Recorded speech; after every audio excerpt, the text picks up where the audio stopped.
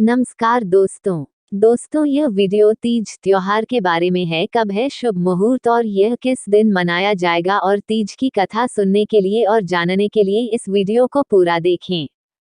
हर साल सावन माह के शुक्ल पक्ष की तृतीया तिथि को हरियाली या हरतालिका तीज मनाई जाती है। अब ऐसे में बहुत सी महिलाएं ये सोच रही होंगी कि व्रत किस दिन रखा जाएगा। तो हम आपको बता दें कि उदया तिथि के अनुसार यह व्रत 18 सितंबर 2023 को रखा जाएगा। 18 सितंबर को सुबह 6 बजे से रात के 8 बजे तक का समय भगवान शिव और माता पार्वती की पूजा के लिए बेहद शुभ है। हरितालिका व्रत की कथा। कहा जाता है, इस व्रत के महात्म्य की कथा भगवान शिव ने पार्वती जी को उनके पूर्व जन्म का स्मरण करवाने के मकसद से इस प्रकार कही थी। हे गौरी, पर्वतराज हिमालय पर गंगा के तट पर तुमने अपनी बाल्यावस्था में अधोमुखी होकर घोर तप किया था। इस अवधि में तुमने अन्न नहीं खाकर केवल हवा का ही सेवन किया था। इतनी अवधि तुमने सूखे पत्ते चबाकर खाए थे। माघ की शीतलता में तुमने निरंतर जल में प्रवेश कर तप किया था।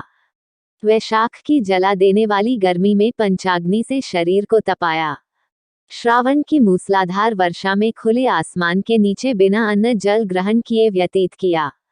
तुम्हारी इस कष्टदायक तपस्या को देखकर तुम्हारे पिता बहुत दुखी और नाराज होते थे।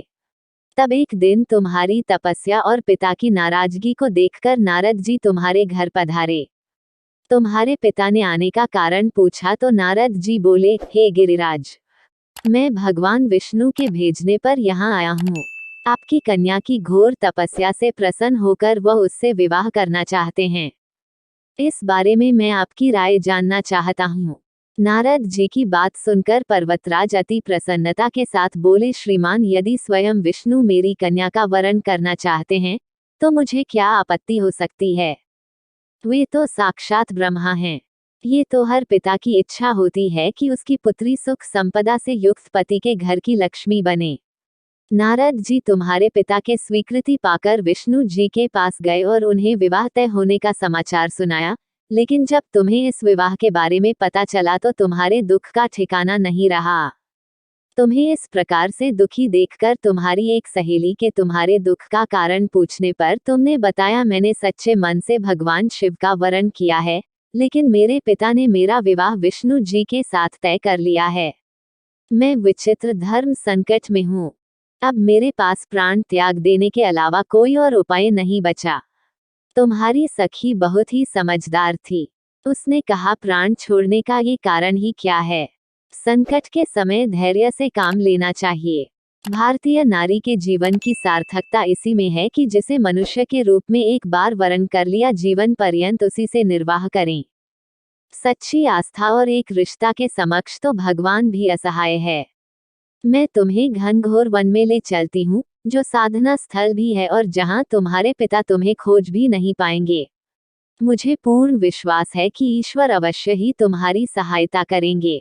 तुमने ऐसा ही किया। तुम्हारे पिता तुम्हें घर में न पाकर बड़े चिंतित और दुखी हुए। इधर तुम्हारी खोज होती रही और उधर तुम अपनी सहेली के साथ नदी के तट पर एक गुफा में मेरी आराधना में लीन रहने लगी। तुमने रेत के शिवलिंग का निर्माण किया। तुम्हारी इस कठोर तपस्या के प्रभाव से मेरा आसन हिल उठा और मैं शीघ्र ही तुम्हारे पास पहुंचा और तुमसे वर मांगने को कहा।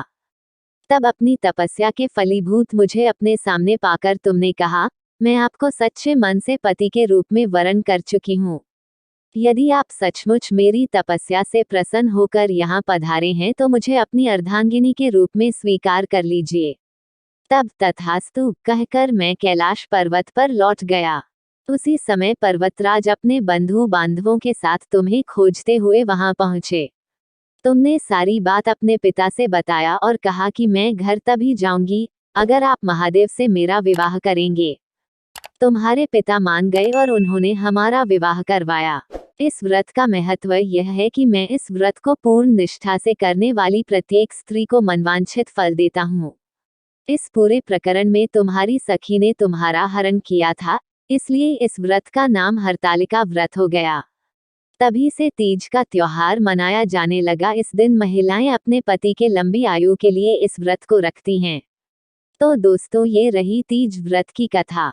दोस्तों, ये कथा आपको कैसी लगी हमें नीचे कमेंट बॉक्स में जरूर बताएं। अगर आप हमारे चैनल में नए हैं तो हमारे चैनल को सब्सक्राइब करें और बेल आइकन ऑन कर लें। धन्यवाद।